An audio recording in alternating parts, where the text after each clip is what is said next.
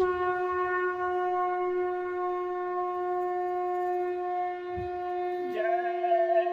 गुरुदेव। जय गुरुदेव।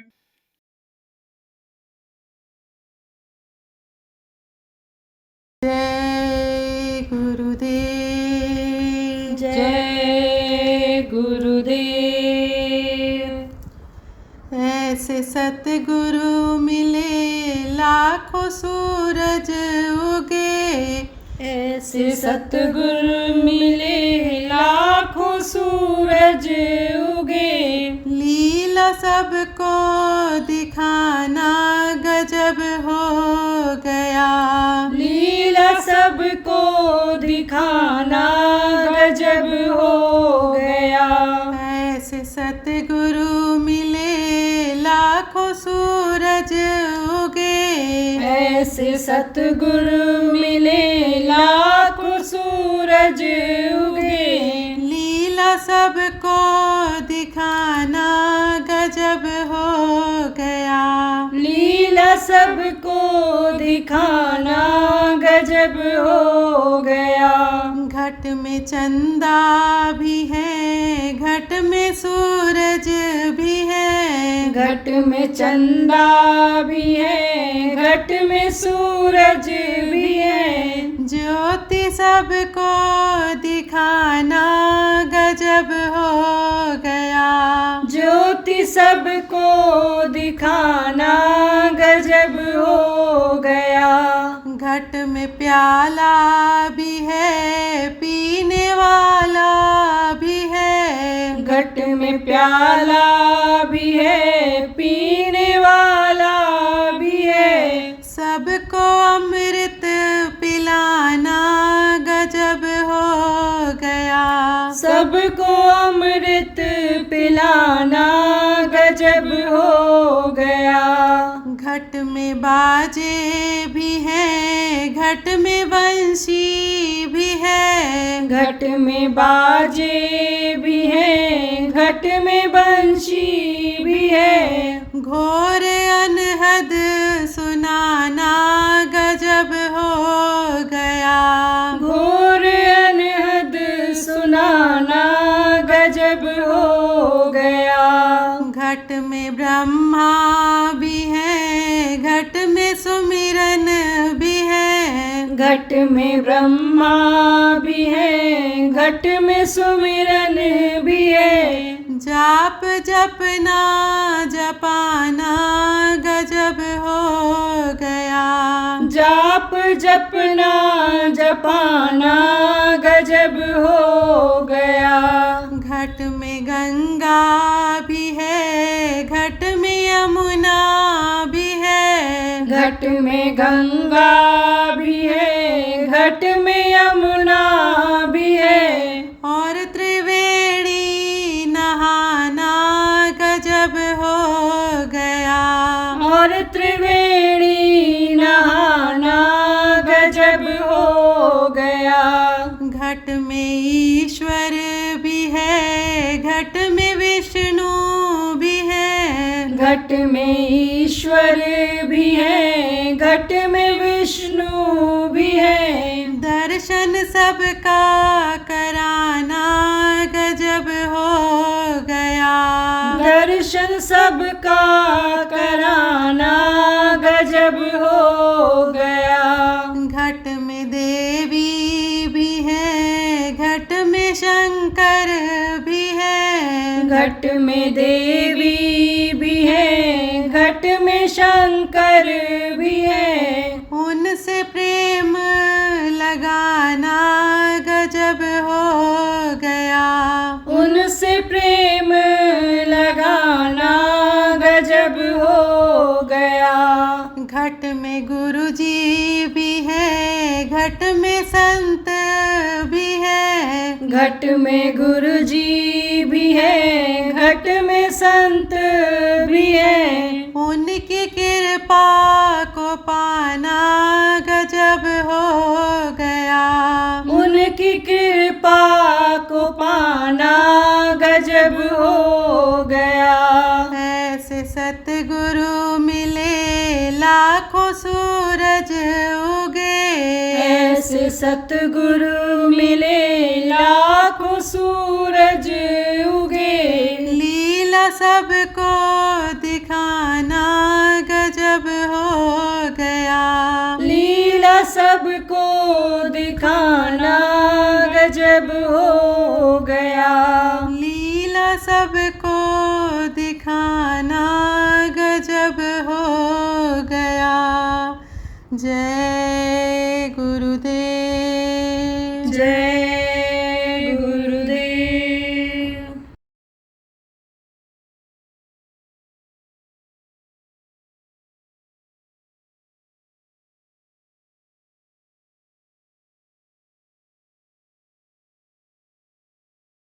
मनुष्य शरीर जो मिला है यह देव दुर्लभ शरीर बताया गया। क्यों बताया गया? क्योंकि मुक्ति और मोक्ष का रास्ता इसी मनुष्य शरीर में ही है। मुक्ति मोक्ष किसको कहते हैं? ऐसे जगह पहुंच जाना जहां से वापस फिर ना आना हो। जैसे कहीं कहीं देखो लिखा रहता है मुक्ति धाम मोक्ष धाम शमशान घाट के ऊपर। अब वहां कोई मुर्दा लेकर जाए और जलाने में अगर दिक्कत आवे तो वापस लाता है? चाहे 2 दिन लग जाए 3 दिन लग जाए, जला करके ही आता है। कहता है इनको अब हम मुक्ति दिला करके ही वापस लौटेंगे। तो प्रेमियों आप ये समझो कि शरीर की मुक्ति तो वहाँ हो जाती है, लेकिन ये शरीर को जो चलाने वाली जीवात्मा है इसकी मुक्ति नहीं हो पाती है। इसकी मुक्ति कब होगी? कि जब ये जिसकी अंश है उस प्रभु के पास पहुंच जाएगी, तब इसकी मुक्ति होगी। फिर ये वहाँ से वापस नहीं आएगी। तो कहोगे पहुँचेगी कैसे? ये इसी मनुष्य शरीर के अंदर में रास्ता है, उससे पहुँचेगी। मनुष्य शरीर के अंदर में जो रास्ता है उससे पहुँचेगी। और सबके अंदर में है, सबके अंदर में। कहाँ पर है रास्ता? अभी आपको बताया इन्हीं दोनों आँखों के बीच। तो इसको बताता कौन है? कोई बताएगा तब तो, जानकार होगा वही बताएगा। तो जो जानकार होता है उन्हीं को कहते हैं गुरु। समर्थ गुरु उन्हीं को कहा जाता है।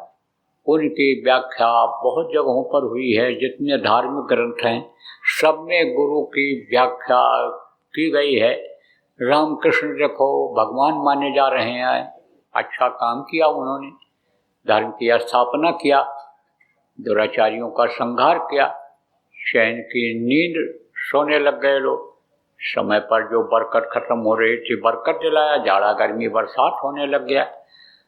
आप ये समझो प्रेमियों कि जिनको महापुरुष कहा गया वो सब लोग गुरु किए थे। चाहे कबीर साहब हों, चाहे नानक जी हों, आप ये चाहे समझो जो राधा स्वामी जिनको कहा गया वो हों, चाहे आप ये समझो हमारे गुरु महाराज हों, सब लोगों ने गुरु किया। और राम भगवान ने भी किया, कृष्ण भगवान ने भी किया। अब ये जरूर है कि 2 तरह के गुरु होते हैं। एक विद्या गुरु होते हैं, एक आध्यात्मिक गुरु होते हैं। विद्या गुरु किसको कहते हैं? जो दुनिया की जानकारी कराते हैं, हिंदी अंग्रेजी उर्दू फारसी पढ़ाते हैं, लकड़ी का काम लोहे का काम सिखाते हैं, खेती का काम सिखाते हैं, बिजनेस व्यापार सिखाते हैं। ये यानी समझो कि विद्या गुरु कहलाते हैं। जिसका संबंध शरीर से होता है, जिससे संबंध को रोटी, जिससे शरीर को रोटी रोजी मिले, वो ज्ञान जो कराते हैं वो विद्या गुरु कहलाते हैं। और एक आध्यात्मिक गुरु होते हैं। वो कौन होते हैं? जहाँ का जीव तहाँ पहुँचावा, परमात्मा की अंश जो जीवात्मा इस शरीर को चलाने वाली, सब कुछ करने वाली, यानी इसको उस प्रभु तक पहुँचाते हैं, वो आध्यात्मिक गुरु होते हैं। तो ये गुरु रहते तो सब समय पर हैं, लेकिन ये जो संत सदगुरु कहलाए वो कलयुग में आए। कलयुग सम नहीं आन युग, जो नर करे विश्वास। यानी ये बहुत बड़ा युग है ये, इसमें आदमी को विश्वास होना चाहिए। आप ये समझो कि ऐसे गुरु के संत लिए अवतार, कलयुग सम नहीं आन युग, संत लिए अवतार। और संत जीव यानी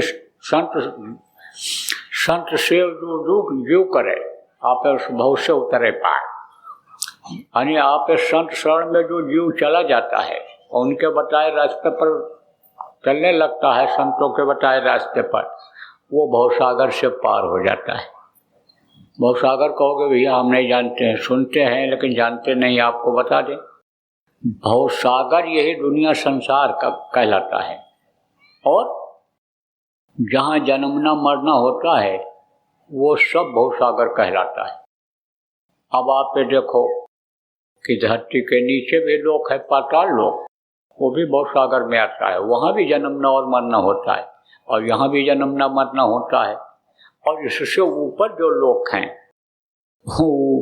उनकी भी मृत्यु होती है, समय पूरा होता है जब उनका, किसका, ये जो देव लोग कहलाते हैं। और ये ब्रह्मा विष्णु महेश, ये जो तीन देवता हैं, जब समय आता है तो इनका भी स्थान बदलता है। यह भी समझ लो कि एक तरह से उसी गति में आते हैं। तो यह भवसागर है, समझे आप, समझ लो कि जैसे ये पिंड लोक है, अंड लोक है, ये सब, ये और पाताल लोक है, ये सब जो हैं ये सब भवसागर में आते हैं, जन्मना मरना पड़ता है। अब कहोगे भाई देवता जिनकी हम पूजा करते हैं, जो सब कुछ देने वाले होते हैं, देवता अन्य समझो कि अन्य उनको कहाँ जन्मना मरना पड़ता होगा। वो तो भवसागर से पार चले गए, वहाँ तो सुख ही सुख है, वहाँ तो रोशनी ही रोशनी है, खुशबू ही खुशबू है, वो तो आनंद लेते हैं। लेकिन वो ज़्यादा दुखी हैं। क्यों दुखी हैं? इसलिए कि हमको पूरी छीड़े मृत्यु लोक के, जब हमारा पूरी छीड़ हो जाएगा तो मृत्यु लोक में जाना पड़ेगा। मनुष्य शरीर में ही केवल पार होने का रास्ता है, मुक्ति मोक्ष का रास्ता, तो ज़्यादा दुखी हैं, वो भी भवसागर में। अब यह है कि संत शरण में जो जीव चले जाते हैं और बताए रास्ते पर चलने लगते हैं, आप ये समझो उनका भवसागर से, वो भवसागर से पार हो जाते हैं। और भवसागर से पार होना बहुत जरूरी है। तो पार कैसे होंगे भवसागर से? जब कोई खेवटिया मिलेगा, जब कोई नाव मिलेगा ऐसा लगाने वाला, और हवा अनुकूल मिलेगी, तब ये पार हो पाएगा। तब आप ये समझो कि जीव पार हो पाएगा, भवसागर से निकल पाएगा। तो वो कौन होते हैं खेवटिया, भवसागर से पार करने वाले? ये हमारे गुरु महाराज जैसे संत होते हैं। ये हमेशा इस धरती पर रहे हैं जब से ये कलयुग आया है। इसके पहले जो थे वो संत गति वाले नहीं थे, सतलोक पहुंचने वाले नहीं थे। आप ये समझो, मान लो सुने भी होंगे कि उसके ऊपर लोक है, लेकिन देखे नहीं। जो वेद में लिखा हुआ है नियत नियत इसके आगे है और कुछ है, लेकिन देखा नहीं उन्होंने। लेकिन इन्होंने देखा। किसने देखा? संतों ने देखा। जो संत आए इस धरती पर उन्होंने सब लोग देखा। सतलोक देखा, अलख लोक देखा, अगम लोक देखा, अनामी लोक देखा, हमारे गुरु महाराज जैसे संतों। तो कलयुग में ये जो आए, ये समझो कि ये पूरे संत कहलाए हैं। तो आप ये समझो कि इनको मालूम होता है कि जीवों को कैसे भवसागर पार कराएंगे, मुक्ति मोक्ष दिलाएंगे, तो उसका रास्ता बताते हैं। गुरु महाराज ने बहुत लोगों को बताया, बहुत लोगों को वो डोर पकड़ाई, नाम डोर कि जिससे जीव पहुंच गए, अब इस दुख के संसार में वापस आने वाले नहीं हैं। तो वो कौन डोर है? नाम डोर है, नाम आधार। नाम ऐसा पतवार है कि जो नाव को खे करके और वहाँ तक आपको पहुँचा देगा। आप कहोगे भाई कौन सा नाम? तो बहुत तरह का नाम है, कैसों करोड़ नाम, लाख नाम कृष्ण के। आप गांव के लोग, सीधे साधे लोग काफ़ी संख्या में हो, तो आपको बहुत सरल भाषा में समझाता हूँ। नाम की महिमा तो कह लग करो मैं नाम बढ़ाई, राम न सकहि नाम गुण गाई। नाम की महिमा का तो वर्णन ही नहीं किया जा सकता है। और राम भगवान जो कहलाए वो भी नाम को नहीं समझ पाए, नाम की महिमा का वर्णन नहीं कर पाए। तो नाम की तो बहुत बड़ी महिमा है। कहाँ तक बताऊँ, कितना उदाहरण दूंगा। उदाहरण आप समझो कि समझ नहीं पाओगे गांव के लोग, सीधी भाषा में समझाता हूँ कि जैसे किसी बाप के 4 बेटा हूँ और छोटा बेटा है, उसका नाम है, और उससे बड़ा है का नाम है, चारों के नाम होंगे, उम्र भी अलग अलग हो। बहुत कम ऐसे बच्चे होते हैं जो जुड़वा होते हैं, नहीं बाकी सब कुछ न कुछ अंतर रहता है। जुड़वा वाले में भी 1 मिनट का अंतर होता है, 1 मिनट का, वो भी छोटा बड़ा मान लेते हैं। अब आप ये समझो कि एक सवाल किया था, इंटरव्यू जो होता ना विद्यार्थियों का, जाने दिन नौकरी लिए देने जाते हैं, साक्षात्कार इसको कहते, तब पूछा, उसने सवाल किया, कहा दो भाई, आप ये समझो 2 भाई और एक ही समय लगभग एक ही समय पर पैदा होने वाले, एक ही समय पर लगभग एक ही समय पर पैदा होने, लेकिन एक की जन्म तिथि आप ये समझो जैसे 24 चल रहा है, 2024, वो 24 लिखता है, और एक दिन भी बड़ा वो नहीं है दूसरा भाई, और वो 2025 लिखता है। तो ये कैसे? तो दिमागी तो था ही। उसने कहा एक पैदा हुआ 11:59 पर दिसंबर के महीने में, और एक दूसरा पैदा हुआ, यानी एक 12 बजने के बाद जब यानी समझो कि 25 लग गया, तब 12:01 पैदा हुआ, तो 1 साल छोटा हो गया, 1 साल बड़ा। तो मैं आपको बता रहा, देखो मैं आपको ये बता रहा था कि अलग अलग उम्र होती है और अलग अलग नाम होता है। अब जो छोटा रहता है उस नाम को अगर पुकारोगे कहीं मदद के लिए तो अपने हिसाब से मदद करेगा, और जो दूसरा है उससे मदद मांगोगे तो अपने हिसाब से करेगा। मदद का जैसे कोई आया लड़का मारने लगा किसी लड़के को, अब वो समझो कि आवाज़ लगाया दूसरे लड़के को, अपने भाई को, अब वो भाई जितना औकात होगा उतने तो बचाएगा उसको, और दूसरे की उम्र ज़्यादा है, तंदुरुस्त है, बुद्धिमान है, तो वो अपनी ताकत लगाएगा। आप ये समझो बाप को पुकार लिया तो बाप तो रहेगा ही तंदुरुस्त, बाप तो बाप होता है, वो बच्चे को बचाएगा, बच्चे की मदद करेगा। ऐसे ही आप समझ लो कि बहुत नाम है भगवान का, लेकिन जो ताकतवर नाम होता है वो वक्त का नाम होता है। जो वक्त के गुरु जिनको कहा गया उनसे मिलता है, इसीलिए कहा गया वक्त गुरु को खोज तेरे भले की कहूँ। देखो प्रेमियों, और समझा दूँ आपको, जैसे पिताजी बीमार हो गए किसी के और दवा कराया, पिताजी खत्म हो गए, अब उसकी तबीयत खराब हुई या उसके लड़के की तबीयत खराब हुई, और वो कहा है कि 100 साल पहले हमारे दादाजी का जो इलाज कराए थे, पिताजी का जो इलाज 50 साल पहले मैंने कराया था, उन वैद्य से, उन डॉक्टर से हम इलाज कराएं, दवा कराएं, तो कैसे हो सकता है कि जब वैद्य जी रहे नहीं, डॉक्टर रहे नहीं, तो वक्त के समय के डॉक्टर के पास, वक्त के मास्टर के पास, वक्त के गुरु के पास जाना पड़ता है। इसीलिए नाम वही मिलता है, नाम रहा संतन आदीना, संत बिना कोई नाम न चीना। गुरु महाराज जैसे, देखो हमारे गुरु महाराज थे, तो इनके पास नाम यानी समझो कि देने का इनके गुरु ने आदेश दिया था कि नाम देना, तो नाम की डोर को पकड़ाना, नाम के जहाज को, नाम रूपी जहाज पर बैठाना, पार करना। अब आपको ये समझो प्रेमी कि आपको ये भी बता दूं कि यह संतों की परंपरा रही है कि जब उनको दुनिया संसार से जाना होता है नियम के अनुसार, इस मृतलोक का क्या नियम है कि जो पेड़ फलता है वो झड़ता है, और जो आग जलती है वो बुझती है, और जो पैदा होता है वो मरता है। तो जब जाना होता है तो वो दूसरे को हुक्म देकर जाते हैं कि ये इस काम को करेंगे। यह संतों की इसी तरह की परंपरा चली आ रही है। तो गुरु महाराज मुझ नाचीज को हुक्म देकर गए। जब गुरु महाराज के पास पहुंचा था, कुछ नहीं जानता था, लेकिन गुरु महाराज ने हर तरह से सिखाया, बताया, समझाया, डांट फटकार भी लगाया। और जाने से कुछ समय पहले ही मेरे लिए बोल कर गए थे कि यह नामदान देंगे, पुरानों की संभाल करेंगे, नए को नामदान देंगे। पुरानों को भी समझाता रहता हूँ कि भाई गुरु को मत भूलो, गुरु को अपना हाथ पकड़ा दो।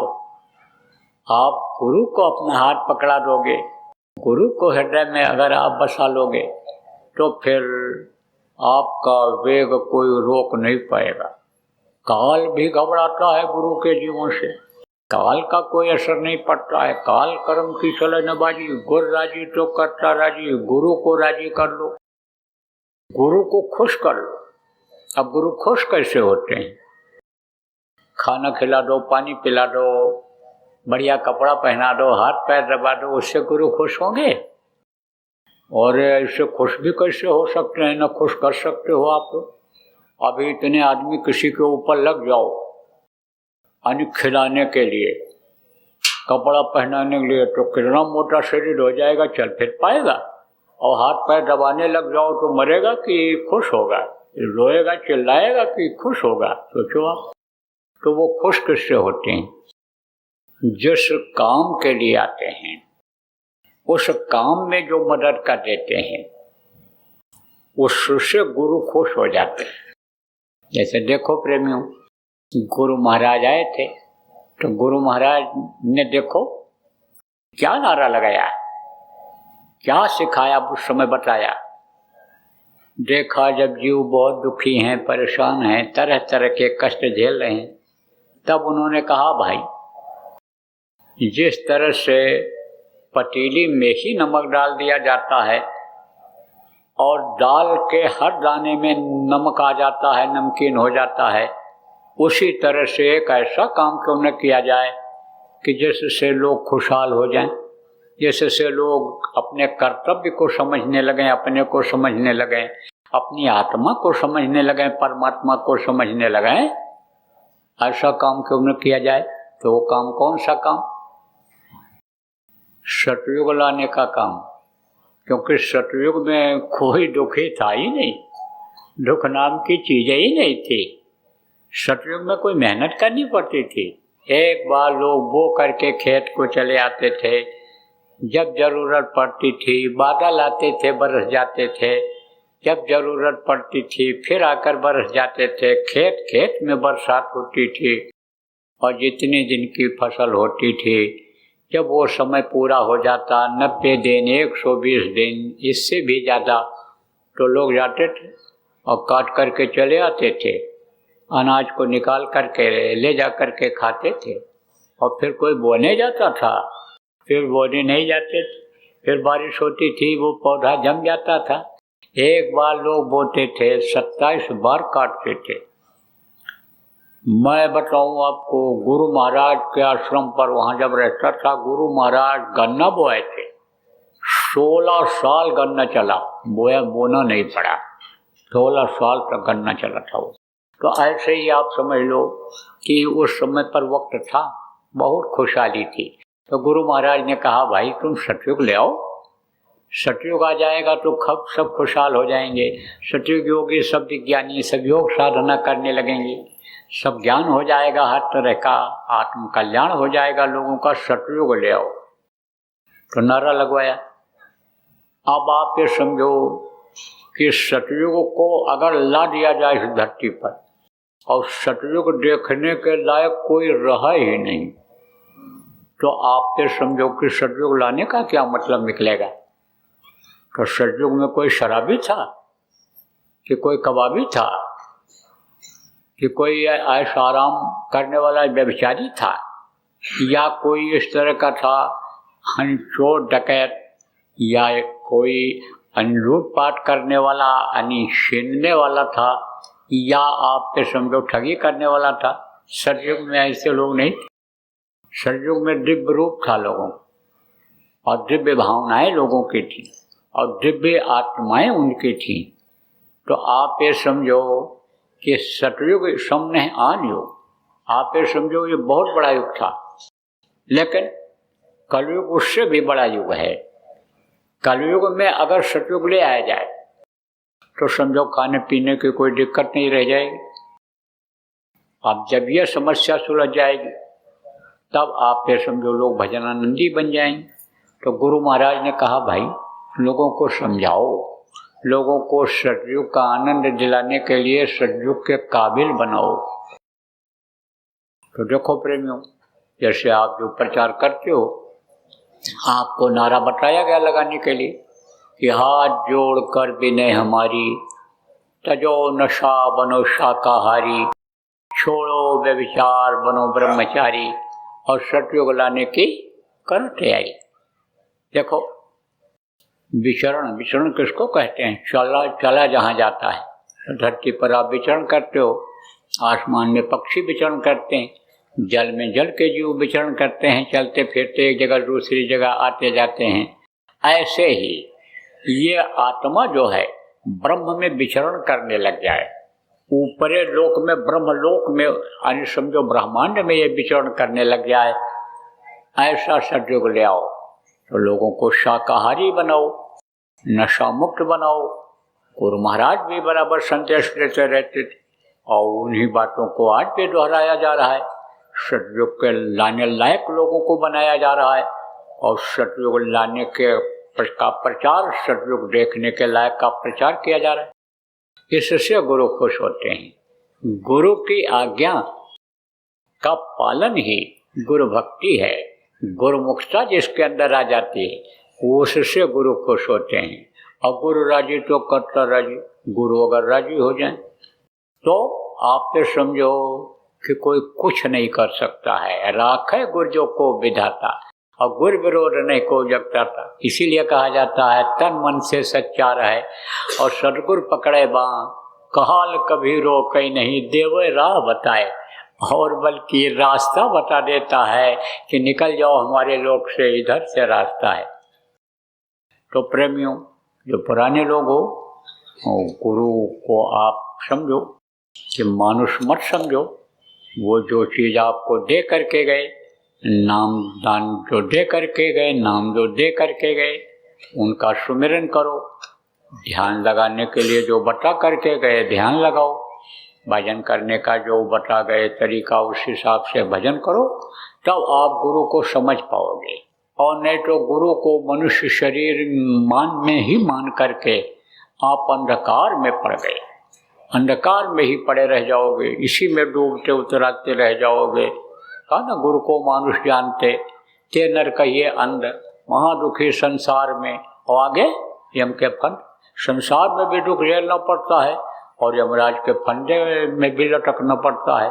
तो ऐसा काम अब नहीं होना चाहिए।